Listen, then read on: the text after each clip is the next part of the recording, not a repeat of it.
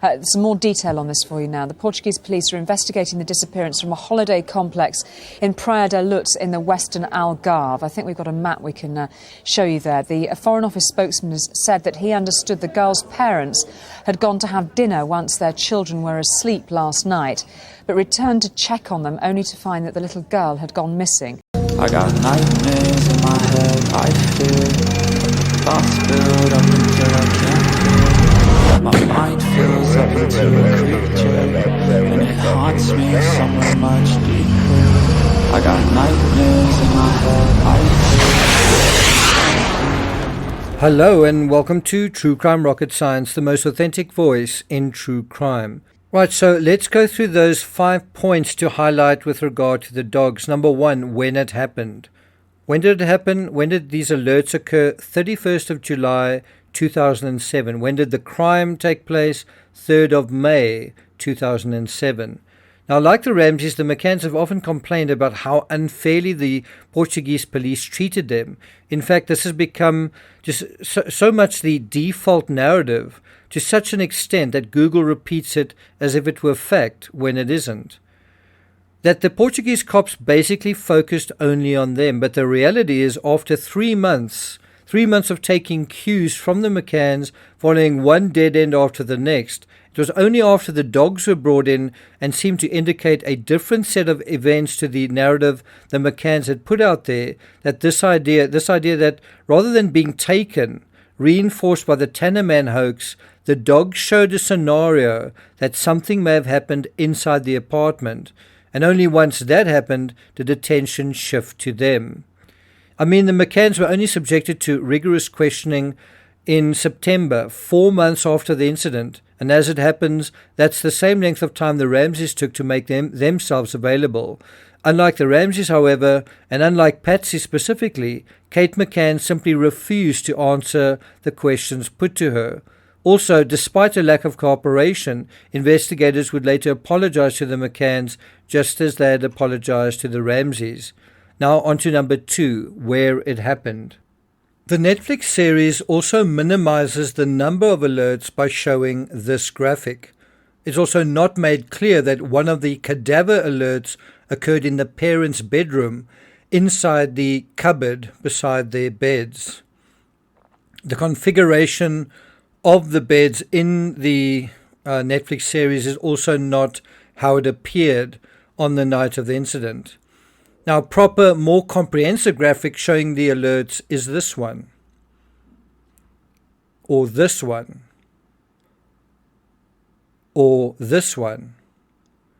So when you juxtapose these graphics on the one side with the rather empty graphic you see in the Netflix series on the other side, well, you can appreciate just how misleading it is. Number 3, what it led to. The dog evidence isn't nothing.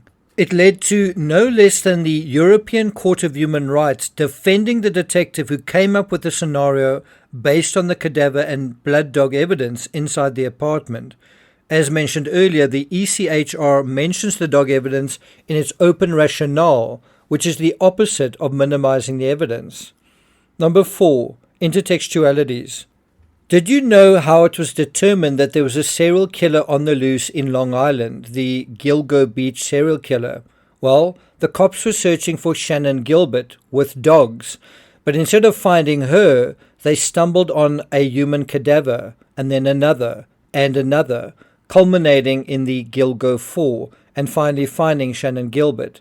And with that, the realization that a serial killer was out there. Guess what? Dogs made that breakthrough. Cadaver dogs alerted to the remains of Suzanne Morphew long before her remains were discovered scattered in a field outside Moffat. Until that time, there was sort of a long period where Barry Morphew's defense was that she was somewhere out there. Same with Kelsey Bereth. Dogs alerted, then human evidence was found. Ditto Casey Anthony and Scott Peterson. Some topic this morning as court gets back in session in the Casey Anthony murder trial. Yesterday, jurors saw surveillance video of a cadaver dog at work. The handler also explained how the dogs are trained to detect human decomposition. Videotape of the cadaver dog hitting on the trunk of that Pontiac Sunfire. So they show the videotape. This is how a cadaver dog works. This is how a cadaver dog trains. This is how this particular dog has been so effective in the past. And that brings us to number 5, evidence trail. So if you accept the dog evidence in the McCann case, then it appears human remains were moved from apartment 5A to the villa that's on the east side of the apartment, that's away from the Roja Negra, and then from the villa to a vehicle and then discarded somewhere, possibly using the vehicle in order to do that. The McCanns maintain Madeleine is still alive and may be found someday. And so that brings us to our conclusion. By only showing the cadaver dog in episode 4 halfway through the series, and by not naming the dog or being specific about the alerts, the Netflix series minimizes the role of these animals, when the ECHR, one of the highest courts in Europe, has done the opposite. Come.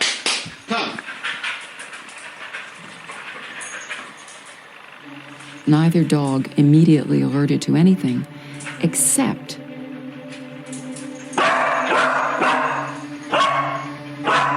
Eddie, the cadaver dog, alerted to Madeleine's toy cuddle cat.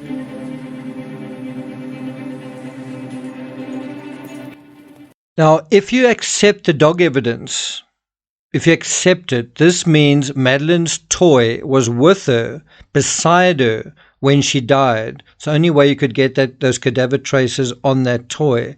And further, since the toy was found in Madeleine's bed, that ought to have been where the cadaver dog should have alerted, and yet it didn't.